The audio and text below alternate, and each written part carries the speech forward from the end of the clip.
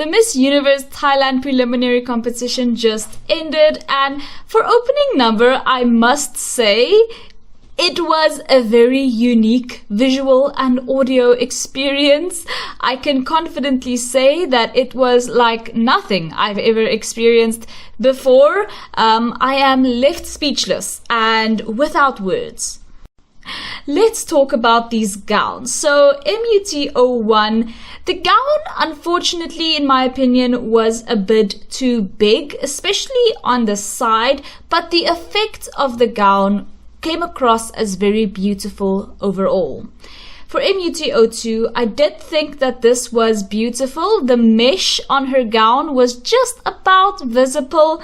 You guys know I'm not the biggest fan of visible mesh, although mesh is sometimes necessary in order to keep a dress up. But the idea behind mesh is that it should match your skin tone perfectly, and actually it should not be visible at all.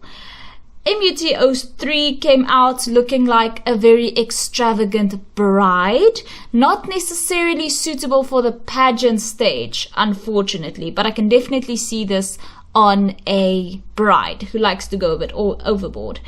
MUT04 came out, great gown, atrocious performance. Oh, I don't mean to sound rude or mean, but the performance just really, unfortunately, wasn't there, which is such a shame because this gown is stunning.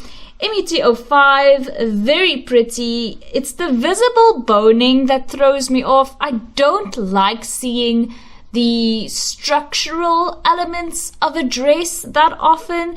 That's why I don't really like mesh being visible, boning being visible, those little thingies that you put over your boobs.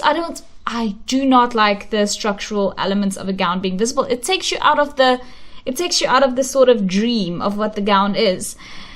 Then we have MUT06. She looked angelic, but unfortunately, I had some qualms with her performance. I do think that she should have actually left the cape alone, because when she was walking on stage, the dress looked so beautiful and so elegant with the cape just sort of gliding behind it. She shouldn't really have touched the cape, in my opinion.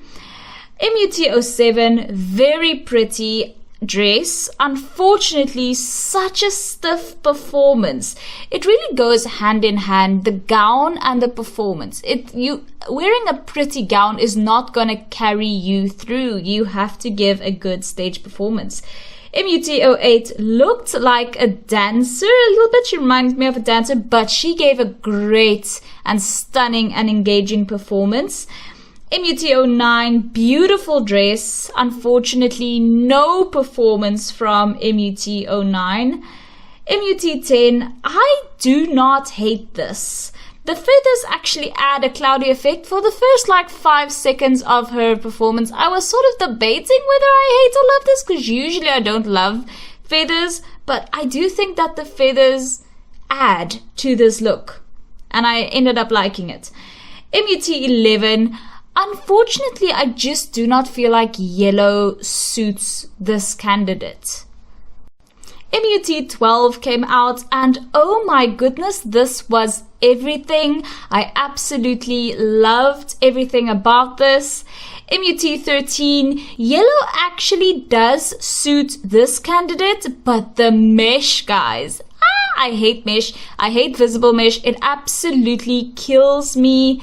MUT14 came out pretty, but it's more a presenter type look.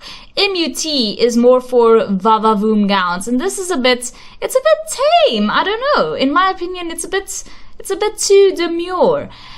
MUT16 came out because we skip 15. I think something happened to number 15. MUT16 came out, exquisite gown. I wish her performance was less awkward. Oh my goodness, but this gown is just incredible. Her performance was just lacking. MUT17, beautiful dress. Nothing we haven't seen, however. The dress, nothing to necessarily write home about, but beautiful nonetheless. Her leg movement, however, to me was a bit strange whilst she was performing. MUT 18 came out, and this isn't really a gown, is it? It's a bit too beachy. Don't you guys think? It's not really a gown meant for the pageant stage, for me. MUT 19, she had visible underwear, which you guys know for me is an immediate no. Immediately no.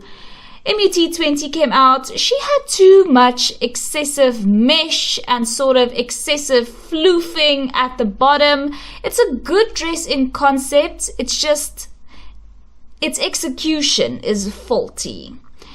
MUT 21 came out, and honestly I love the wire detail. I love this dress. It's just unique enough. To me it was amazing.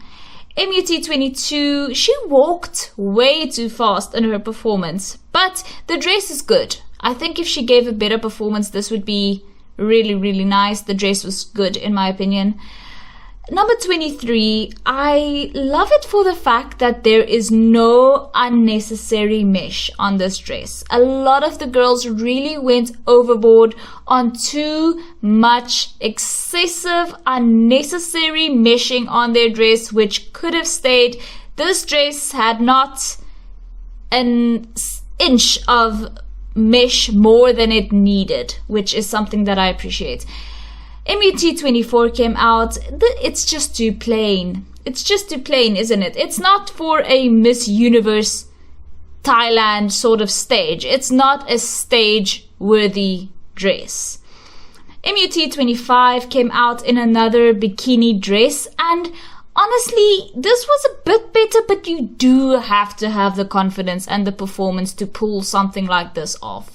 You really, really, really do, because it really doesn't leave you with much to work with, except for the way that you use your body to engage and perform.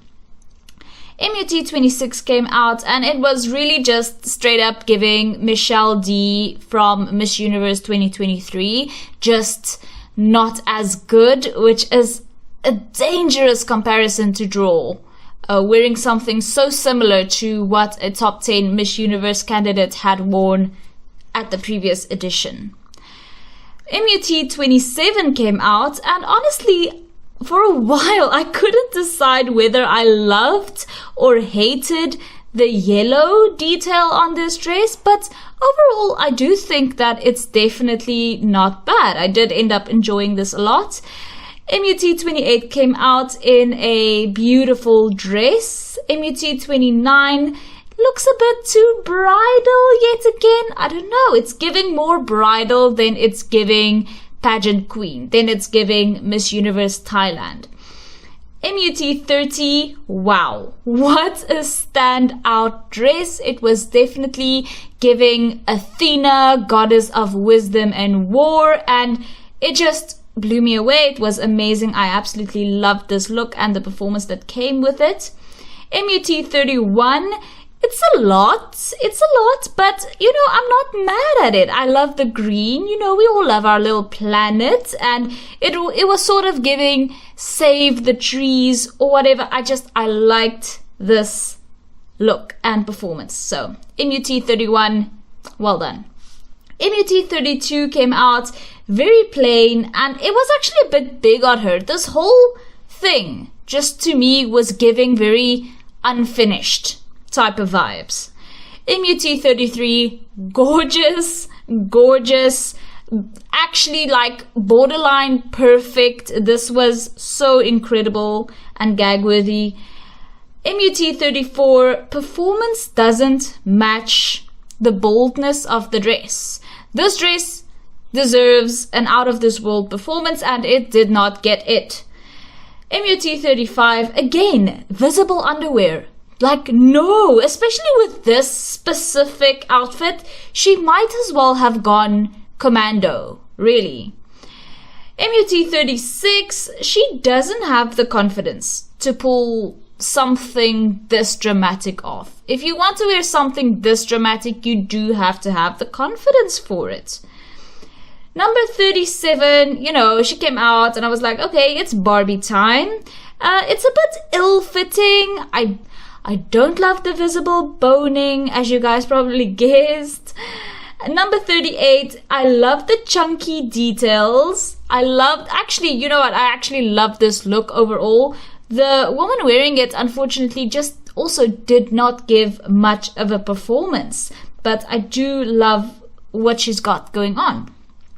MUT 39, the underwear absolutely murdered me when she turned around. Where is the rest of this fabric for the dress? Where is the decency in our society? Why would you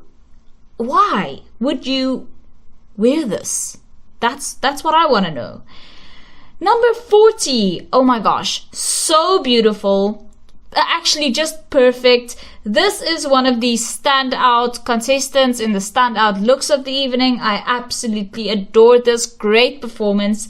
And then lastly, for MUT 41, the wrinkles in the cape made me want to cry, because this was such a good look. She was giving a decent performance, but then there were these wrinkles in the cape which just completely threw me out of the fantasy of it all, and made me a bit depressed, to be honest with you.